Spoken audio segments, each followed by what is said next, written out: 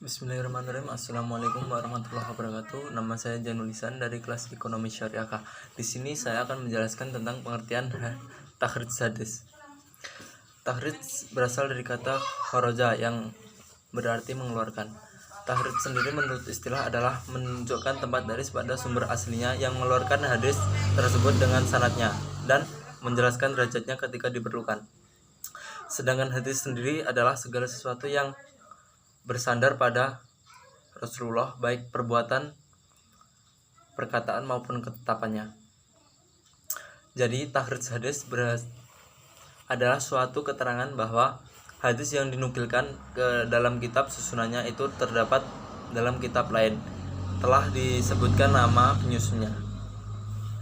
Permisalan, penyusunan hadis mengakhiri penulisan hadisnya dengan kata-kata akhrajul Bukhari, artinya bahwa hadis yang dinukilkan itu terdapat dalam kitab Jami'us Shahih Bukhari.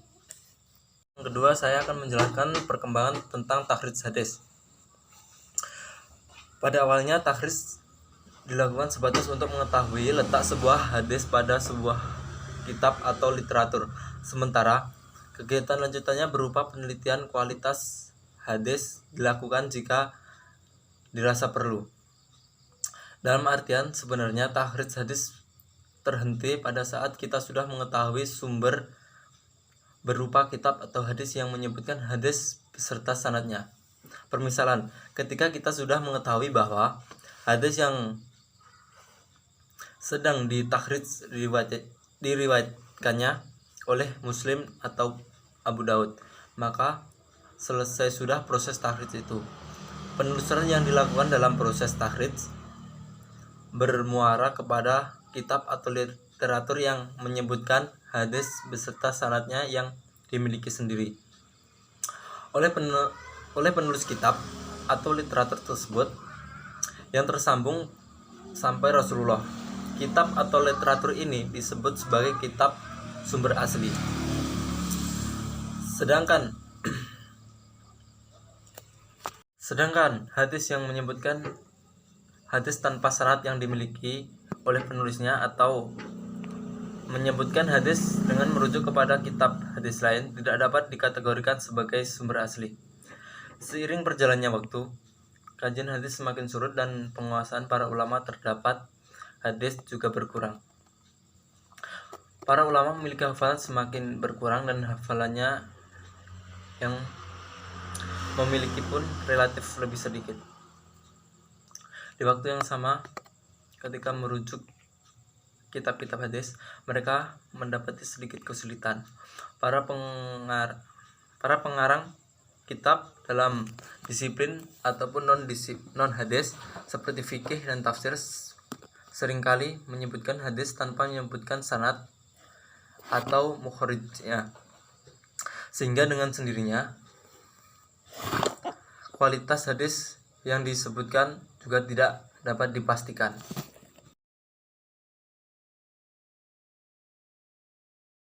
Yang ketiga adalah metode takhrij hadis.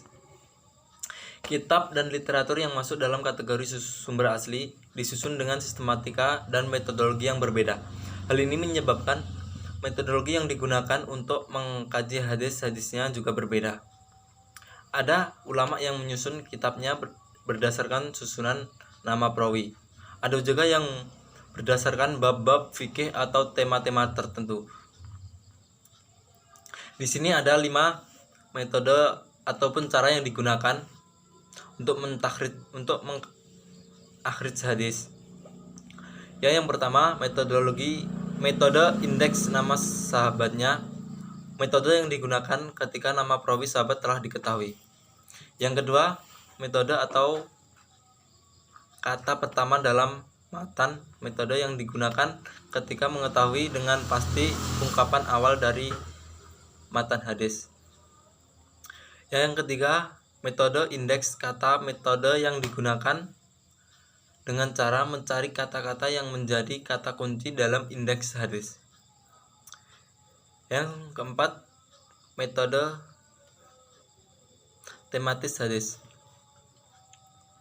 Metode yang digunakan oleh orang yang oleh orang yang memiliki cita rasa ilmiah yang memungkinkan menentukan tema bagi hadis yang sedang dikaji. Yang selanjutnya saya akan menerangkan prinsip-prinsip dasar takhrij hadis.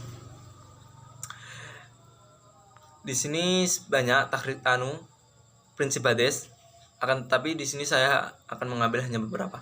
Yang pertama, takhrij bersifat mandiri atau istiqlal dalam arti kajian dilakukan pada satu sanad perawi dan penilaian diberikan pada sanad yang dikaji tanpa harus memiliki seluruh sanad. Yang selanjutnya, sebanyak mungkin informasi terkait hadis yang ditakhrij dipaparkan.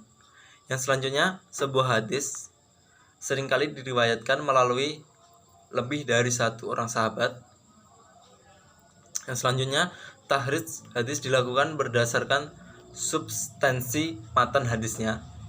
Dan selanjutnya, takhrij hadis dilakukan berdasarkan sumber riwayatnya.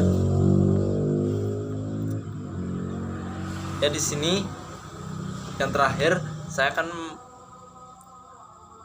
menerangkan manfaat takhrij hadis. Yang pertama, diketahui letak hadis yang dikaji pada sumber-sumber primer.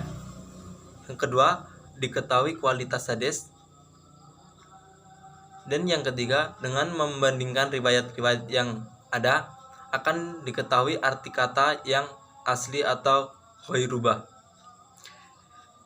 Ya, sekian.